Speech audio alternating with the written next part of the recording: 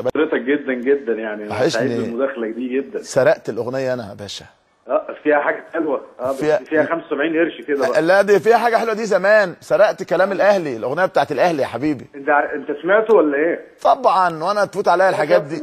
ايه الجمال ده؟ ده؟ انا وكده ومش هقول وبتاع. ايه الكلام الحلو؟ ايه يا ايمن الكلام الحلو ده؟ ايه ده؟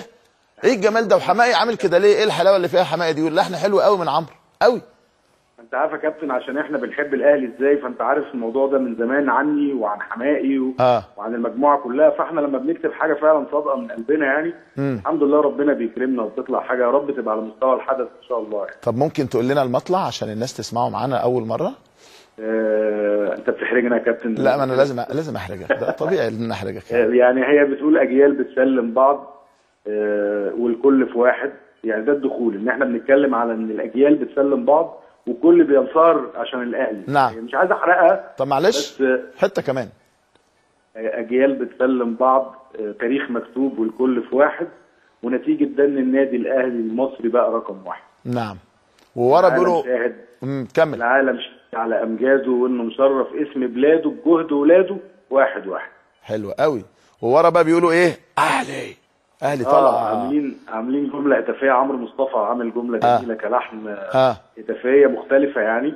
ويا رب عارف يعني احنا نفسنا نعمل حاجه كبيره للاهلي حبنا فيه، ويا رب تعجب. انت عارف انه كلمه اهلي وانا بسمعها فكرتني باعظم كورس في تاريخ الفن المصري والاغنيه المصريه، انا الشعب وانا الشعب. يعني احنا عاملين كورال كتير جدا فعلا. صح كده؟ بفهم انا شويه. طبعا نفسي تكتشفني في الغنى يا كابتن، ده من زمان وانا بقول لحضرتك تعالى نعمل الفوازير انت مش عايز. زي يحيى الفخراني رمضان على طول يا كابتن. زي يحيى الفخراني. انت الاغنيه هتخلص امتى؟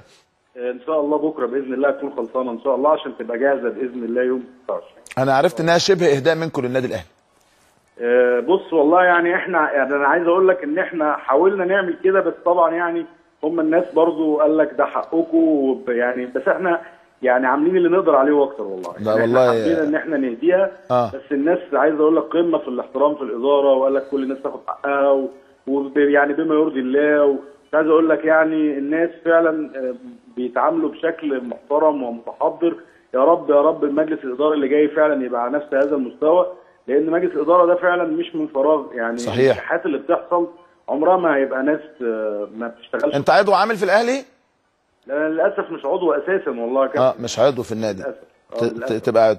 ممكن تسلم لنا. ابويا كان زملكاوي يا كابتن، ابويا كان زملكاوي. لا بس انت اهلاوي عنيف. لا ده انا اهلاوي من صغري.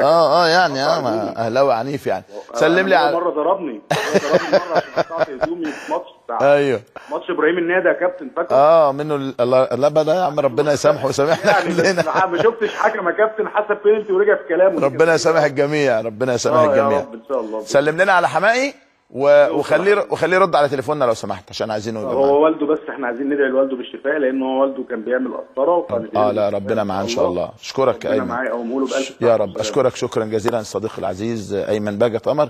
كلمات اغنيه والارواح. فاصل ونرجع تاني.